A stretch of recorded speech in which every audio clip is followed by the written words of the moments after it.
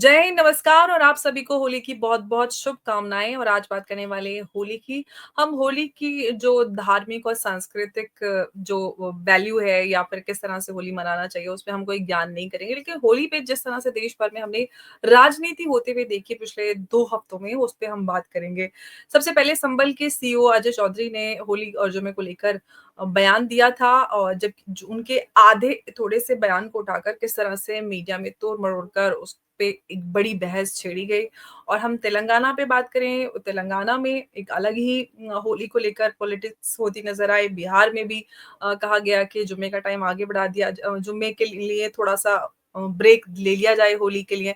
तो ये सारी चीज़ें किस तरह से हो रही हैं? हालाँकि हम ये कहते हैं कि हम सबकी साझी संस्कृति है और गंगा-जमुनी तहज़ीब एंड ऑल, लेकिन क्यों जब होली और जुमा एक साथ होता है, तो भारत जैसे देश में उस पे राजनीति होती है।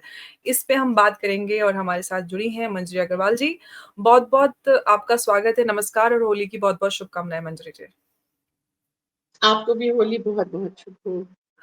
बहुत-बहुत धन्यवाद। मंजरी जी, होली पे राजनीति, होली और जुम्मा मिलाकर दोनों पे किस तरह से देश भर में राजनीति हो रही है कि एक तो भारत जिसको लोग कहते हैं कि हम विविधताओं वाला देश है, गंगा-जमुनी तहज़ीब है, लेकिन बावजूद उसके भी किस तरह से सबसे पहले तो संभल के सीईओ अजय चौधरी के बयान को किस तरह से मीडिया में तोड़-मरोड़ कर पेश किया गया और उसपे पूरा बाइट और पूरा बयान बिना सुने किस तरह से उनको ये कहा गया, समाजवादी पार्टी ने तो ये कह दिया कि हम सत्ता में आएँगे तो इनको जेल में डाल देंगे। दूसरी तरफ बिहार में ये कहा जा रहा है कि जुम्मा कट को 2 घंटे का ब्रेक दे दिया जाए, होली को वो जुम्मा मनाने के लिए होली को ब्रेक दे दिया जाए। तो ये किस तरह की चीज़ें हम क्यों एक साथ मिलकर त्योहार नहीं मना सकते? आम लोगों के पास जाएँ तो कहते हैं कि भई आज होली का दिन है, मुसलमान कहते हैं कि भई होली मनाएँ, हमें कोई आपत्ति नहीं है। लेकिन नेताओं ने एक अलग ही राजनीति इस पे लगाई हुई है। जनता एक साथ मिलकर रहना चाहती है, सारे त्योहार मनाना चाहती है, लेकिन नेताओं को लग रहा है कि जनता एक साथ कैसे मिल-जुल कर होली और जुमा दोनों मना सकती है? अगर जनता होली और जुम्मा एक साथ मना ले तो नेतागिरी का स्कूप खत्म हो जाता है। इसलिए खुद जाते हैं और अपनी इन्हीं सब बातों से वो कहते हैं, दूसरों को भड़काते हैं प्रॉपरली और उसके बाद फिर जो उनकी तरफ से बयान आता है उसको अपनी नेतागिरी में यूज़ करते हैं। अब जब अ, चौधरी साहब ने कहा कि अब ठीक है, साल में जुम्मा 52 बार आता है, हर फ्राइडे को आता है। आप होली के दिन ज़रा-सा टाइम आगे बढ़ा दीजिए, होली मन जाए। अच्छा, सुबह के कुछ देर खेली जाती है, 12 बजे तक थमने लगती है, 2 बजे तक, 3 बजे तक बिल्कुल समाप्त हो जाती है। तो आप थोड़ा-सा अपना टाइम एक्सटेंड कर लें और अगर एक अंडरस्टूड सी बात है कि अगर आपको रंगों से कोई प्रॉब्लम है तो आइए, हमारे संग रंग लीजिए आप भी। तो एक इस छोटी-सी चीज़ को अब जो लोग मुद्दा बनाना चाहते हैं, वो ये बनाना चाहते हैं कि अरे! आपका काम आगे समय आगे कैसे पहुँच सकता है? ये जिस समय होता था, वो उसी समय होगा। तो किसी भी मंजरी तरीके जी, से अजय समाजवादी चौधरी जी ने एक और बात कही थी उस पूरे बयान में जो मीडिया में नहीं दिखाया गया। उन्होंने कहा था कि अगर कोई हुड़दंग करता है, बदमाशी करता है तो उस पे कार्रवाई की जाएगी। ये मीडिया में कहीं नहीं दिखाया गया। उनको ये दिखा दिया गया कि वो किस तरह से धमकी दे रहे हैं, योगी जी की भाषा बोल रहे हैं। एक अलग ही तरह से पेश किया गया उनके बयान को। हुड़दंग अगर कोई होली के नाम पे जाकर के जबरदस्ती पंगा लेगा तो थोड़ी उसको माफ कर देंगे। लेकिन हाँ, ऐसा भी नहीं होना चाहिए कि जैसे चैंपियंस ट्रॉफी के केस में हुआ था कि जीत का शांति से एक बाइक रैली निकल रही थी, आप अंदर से सामान लेकर के आए और अटैक कर दिया। तो हुड़दंग कहीं से भी हुँ। बर्दाश्त नहीं किया जाए। Law and order should prevail. आपको अगर रंगों से कोई ऑब्जेक्शन नहीं है, आप रंग के बीच से जाइए, अपनी नमाज पढ़िए और वापस अपने घर जाइए, कोई दिक्कत नहीं है। लेकिन अगर आपको रंगों से इतनी प्रॉब्लम है कि आपके ऊपर एक बूंद भी पड़ जाएगा तो आप गुस्सा हो जाएँगे और आर-पार की लड़ाई के लिए तैयार हो जाएँगे, तो 2 बजे के बाद जाइए, 3 बजे के बाद जाइए। तो ये तो अब इंसान के ऊपर है, अगर कहा जाए तो ये समझदारी की बात है और बवाल करना हो तो इसमें बहुत सारा मिश-मसाला है और समाजवादी पार्टी को मिल गया। बाय द वे वो जैसे कह रहे हैं ना, हम अगर सत्ता में आए, भाई साहब आप सत्ता में कभी नहीं आएँगे, आपके सत्ता में आने का समय जा चुका है।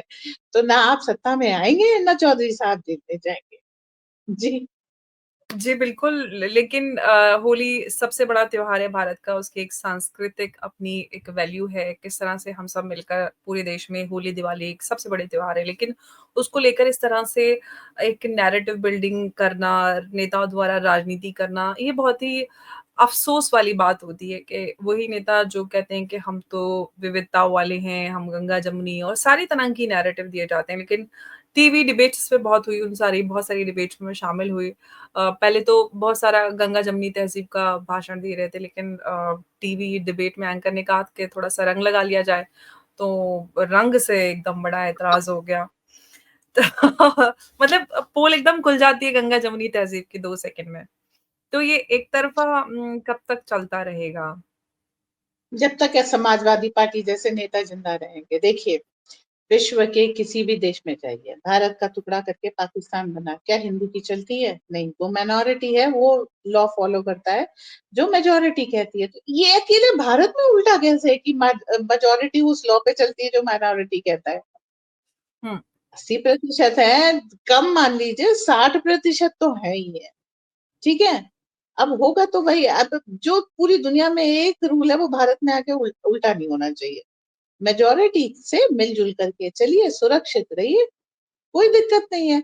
ये अकेला है जहाँ पर हमने, अच्छा एक चीज है, हमने भी पूरी शराफत से 70-75 साल तक ये सब कायदे कानून और बकवास मान के देख लिया। नतीजा क्या था? कॉन्फ्लिक्ट सॉल्व हुई? नहीं। आपने कॉन्फ्लिक्ट को और बड़ा स्पेस दे दिया और बड़ा एक्सेप्टेंस दे दिया, और वो कॉन्फ्लिक्ट जो है बढ़ती जा रही है। तो अब क्या है, जो लॉ दुनिया भर में अच्छी तरीके से चल रहा है, जिसके कारण कॉन्फ्लिक्ट नहीं है, जिसके कारण शांति, उसको अपना लो कि मेजोरिटी जो चाहेगी वो होगा। भाई इलेक्शन क्या है? मेजोरिटेरिज्म है कि जो मेजोरिटी चाहती है वो होता है, वही प्रधानमंत्री बनता है, वही सब कुछ करता है। तो मेजोरिटी खुश के मतलब है देश के 60, 65, 70% लोग खुश। वो ज्यादा इम्पोर्टेंट है रादर देन देश के 1% ऐसे लोग जिनको हर बात में कॉन्फ्लिक्ट रखनी है, हर बात में उनकी ईगो आ जाती है, हर बात में उनको जो है कुछ ना कुछ ये है कि हम तो ऐसे ही करेंगे। तो उस चीज को नहीं चलाया जा सकता। 70% को खुश किया जा सकता, बहुत छोटी छोटी चीजों में 70% खुश हो जाता है। उसको बड़ी बड़ी चीज नहीं चाहिए, होली मनाने दे दो, बस खुश। बाकी तो वो अपना कर लेंगे, पानी के ऊपर ज्ञान मत दो, बाकी खुद वो खुद देख लेंगे। छोटी छोटी चीजें चाहिए, कोई बड़ी डिमांड है नहीं, तो छोटी छोटी चीजें दे करके 70% को खुश कर लीजिए। बिल्कुल और अगर ज्ञान दिया जाए तो पानी को लेकर अगर आप ज्ञान दे रहे हैं तो भई पानी फिर बकरीद पे बहुत ज़्यादा इस्तेमाल होता है, फिर होली पे ही नहीं होता है। तो अगर आप ज्ञान दे रहे हैं तो उसमें कोई बायसेस नहीं होने चाहिए। तो वो बायसेस जो नज़र आते हैं वो थोड़ा-सा अफ़सोसजनक होते हैं और हम हालाँकि बात कुछ और करते हैं कि हम सब एक साथ एकजुट होने की बात कर रहे हैं, हम बहुत लिबरल हैं। लेकिन कहीं पे वो लिबरलनेस नज़र नहीं आती, वो बायसनेस नज़र आ जाती है। एजेंडा नज़र आता है कि किस तरह से एजेंडा ड्रिवन ये सारी चीज़ें हो रही हैं। जी, मंजरी जी। इसे जबानी जमा खर्च कहते हैं, करना कुछ नहीं होता है। ठीक है, और भाईचारा निभाते सब निभाते भाईजान चारा खा जाते हैं। ये हम बहुत दिनों से देख रहे हैं, जिसके बंद होने का समय आ गया है। अभी देखिए, हम आपके खिलाफ कुछ नहीं कर रहे, बस एक बयान दे रहे हैं, आपको एक ताकीद कर रहे हैं कि आप इसको मान लीजिए और कायदे से जो है शांति का माहौल बनाए रखिए। लेकिन अब एक तरफा अगर ये हो गुजारिश की कत्ल कर लेने दो वरना मजा नहीं आएगा, तो फिर अब वहां पर गड़बड़ हो जाता है।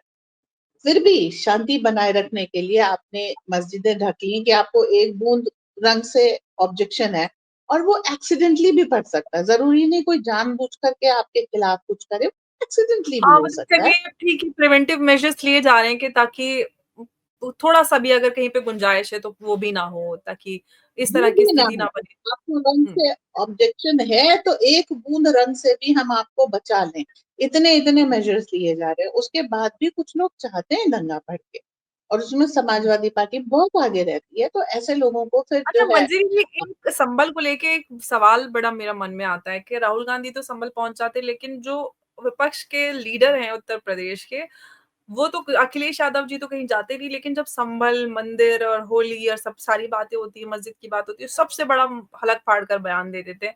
तो ये ज़बानी जमा-खर्च तो बड़ा सही कर रहे हैं अखिलेश यादव, और उत्तर प्रदेश में सरकार में आने के बाद अजय चौधरी जी को सज़ा भी देने की बात कर रहे हैं। तो ये कैसे हो पाएगा मुमकिन? रोटी चुरा के ले गए तो वो फाइलें अभी बंद नहीं हुई हैं। देखिए, एक बात सबसे बड़ी चीज़ आ रही है कि मोदी जी को विपक्ष की आवश्यकता नहीं है, और विपक्ष वैसे भी देशद्रोही विपक्ष है। अगर खाली विपक्ष होता तो कोई ऑब्जेक्शन नहीं थी। तो जिनके जेल जाने के दिन करीब आ रहे हैं, उनका क्या वो करना, बेचारा किसी तरीके से अपनी ग्राउंड तलाश करे, कहीं 1 इंच खड़े रहने की जगह मिले। पैर का अंगूठा तो टिका दूँ, जिसपे मैं खड़ा हो लूँ, उसको वो भी जगह नहीं मिल रही है। संभल में क्या होता है? संभल में शांति है, सारा सब कुछ जो है वो होने के बावजूद भी एक पत्थर नहीं चल पा रहा संभल में। अखिलेश यादव के जो है पेट का पानी रुका हुआ है बेचारे का। तो आप समझिए, राहुल गांधी जा रहे हैं, जाकर के क्या कर ले रहे हैं? कुछ नहीं कर पा रहे हैं। ठीक है? तो विपक्ष इस समय एक स्टैच्यू, कहते हैं ना, एक गेम होता है छोटे बच्चों का, जिसमें जो पहले स्टैच्यू बोल देता है दूसरे वाले को बुत बन के खड़े रहना। इस समय हुँ। विपक्ष का स्टैच्यू हो गया है। बहुत मुश्किल से कोई मुद्दा मिलता है, वो उसमें भी इतनी बयानबाजी करने के बाद, सारा दिन टीवी पे डिबेट कराने के बाद, सारा दिन लड़ाई-वड़ाई कर लेने के बाद भी हाथ में कुछ नहीं आता है। ना एक दंगा होता है, ना एक वोट मिलता है। अभी देखिए सारे जो है बाय इलेक्शंस के भी रिजल्ट आ गए। बीजेपी इज हुँ। फेयरिंग वेल एंड हर जगह। तो इनको हार पे हार मिलती जा रही है। ईवीएम का रोना रो रहे थे, तो भैया बैलेट से निकाल के चुनाव हुए, उसमें भी हार गए। उसमें भी तो नहीं हार लिए। तो ये सारी चीजें हैं, ये कोशिश करें कि एक दंगा हो जाए, कुछ लाशें मिल जाएं, यूएसएआईडी जैसी जांच सुरौस से दूसरे रास्ते से पैसे आ जाए, और हम कहीं ये तो बता पाए कि बीजेपी का रथ हमने 2014 में रोका था, जो 24 में रोका था, 240 पे टिका दिया। वो फ्लूक नहीं था, बल्कि हर इलेक्शन के साथ और हर प्रकार से इलेक्शन कराने के बाद ये साबित हो जा रहा है विपक्ष फ्लूक पे खड़ा है। उसकी अपनी कोई भूमिका नहीं है। 2-4 लोगों को पानी पे चढ़ा करके अपनी रोटियां सेकना चाह रहे हैं, जिसका मौका नहीं मिल। और अगर कुछ मुल्ले मौलवी जा करके टीवी पे कुछ बहस कर ले रहे हैं, तो आप देखिए उसका एक्सेप्टेंस अब मुस्लिम समाज में भी नहीं आ रहा।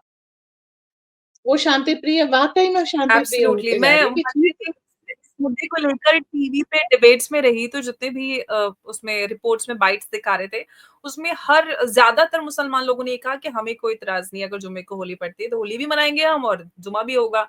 किसी को कोई परेशानी नहीं है। पता नहीं इन लोगों को कहाँ से परेशानी निकल आती है।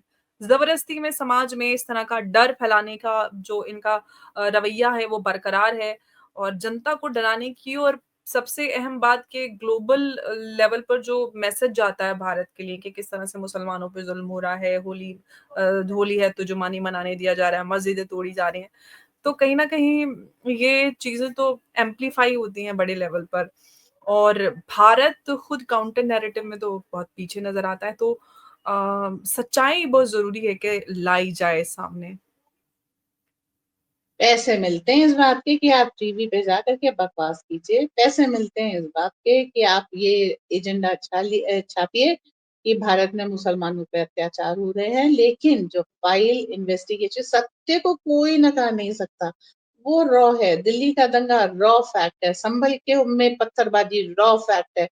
आप सालों साल हुए इन सब चीजों को, इन रॉ फैक्ट्स को आप नहीं कर सकते। नूह का दंगा सब लेटेस्ट है। हुँ, नूह है, बैंगलोर में हुआ, संभल में हुआ, दिल्ली रॉयट्स हुए। तो हुँ, ये सब आपके सामने रखे हुए रॉ फैक्ट्स, इनको कोई झुठला नहीं सकता कि यहाँ पे कहीं प्रोवोकेशन था ही नहीं। एक तरफा सब था। सीए का आंदोलन एक तरफा, ये सब कुछ एक तरफा चल रहा है। इसमें दूसरे बंदे ने तो कुछ किया ही नहीं, रिटेलिएट भी जी, नहीं किया, कुछ भी नहीं किया। तो ये कहाँ जाएगा? भारत नैरेटिव में पीछे नहीं है। आप, भारत अब फैक्ट रखता है, जिसके कारण यूएन में सारी चीजें हो रही हैं। और भारत को फॉलो करके जो जो राष्ट्र फैक्ट्स रख रहा है, जी, वो जो है यूएन को इररेलेवेंट कर रहा है। अब यूएन इररेलेवेंट हो गया। भारत का नैरेटिव अब इतना स्ट्रांग है कि भारत के नैरेटिव का, भारत के पैटर्न को लेकर के बहुत सारे देश आ रहे हैं। और चाइना के खिलाफ, आईसीजे के खिलाफ वो इस तरीके से एक्ट कर रहे हैं कि अब जो ये एक तरफ़ा मुस्लिम एट्रोसिटी वाले जो नैरेटिव्स थे, उनको अब छपने के लिए अखबार में जगह नहीं मिल रही। So that's the fact and that will continue. वो एरा चला गया जब आप एक शब्द इस्लामोफोबिया लिख करके उसके नीचे सब कुछ सारी गंदगी जो है डाल सकते थे। अब छील दिया गया है इस्लामोफोबिया का। Fact is a fact. आप गलत करेंगे सज़ा मिलेगी, अच्छा करेंगे शान से रहिए। आपके जी, लिए फ्री बिल्कुल। में घर है, खाना है, आपके लिए जो है नल से जल है, शौचालय मिल रहा है, बिजली मिल रही है, बल्ब्स मिल रहे हैं, उज्ज्वला योजना, उसके बाद हेल्थ इंश्योरेंस है, सब कुछ तो दे रही है सरकार। इससे बिल्कुल। बड़ा नैरेटिव क्या होगा कि आपको लिटरली गोद ले रखा है, आपको 2 चीज़ें खरीदनी है, घर में बिस्तर खरीदने हैं और दूसरा जो है कपड़े खरीदने हैं, बाकी सारा सरकार से मिल रहा है। इससे ज़्यादा गोद में तो किसी ने नहीं बैठाया हुआ। और जब इतना करने के बिल्कुल। बावजूद अगर नहीं रुक रहे हैं, तो फिर कुछ गलती तो आप में है, हम में नहीं है। बिल्कुल, और कहीं न कहीं जिस तरह की राजनीति होती है विपक्ष के द्वारा, स्ट्रॉन्ग विपक्ष होना बहुत आवश्यक होता है किसी भी डेमोक्रेसी में, लेकिन इस तरह का नैरेटिव बनाना कि वो सारी चीज़ें देश के खिलाफ जाएँ, उसके बीच में एक थिन लाइन राष्ट्रद्रोही होती है, उसको बनाए रखना, मेंटेन रा रखना विपक्ष की भी उतनी ही ज़िम्मेदारी है। जी, मंजरी जी, कुछ ऐड करना चाह रही हैं? जी, राष्ट्रद्रोही विपक्ष की आवश्यकता नहीं है, राष्ट्र प्रेमी विपक्ष एब्सोल्यूटली की वही कहा आवश्यकता है। कि बिल्कुल, विरोध में और देश के विरोध में जाने में बड़ी थिन लाइन होती है, उसको मेंटेन करना बड़ी अहम बात है, सभी की ज़िम्मेदारी है, चाहे वो पक्ष हो, सरकार हो या कोई आम लोग हों। और होली का दिन है, आप सब अच्छे से होली मनाएँ और जुम्मा भी मनाएँ, और मैं जानती हूँ कि ग्राउंड पे ऐसा कुछ नहीं होता, छोटी-मोटी बातें तो होती रहती हैं, लेकिन इसमें राजनीति ना हो और देश का माहौल खराब ना हो, ये हम सबकी ज़िम्मेदारी है।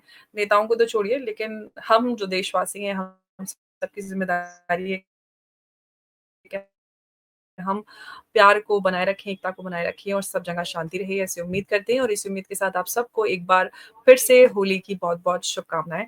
नमस्कार, जय हिंद, जय भारत। मंजरी जी, बहुत-बहुत धन्यवाद नमस्कार, आपका हमारे धन्यवाद। साथ चर्चा में जुड़ने के लिए।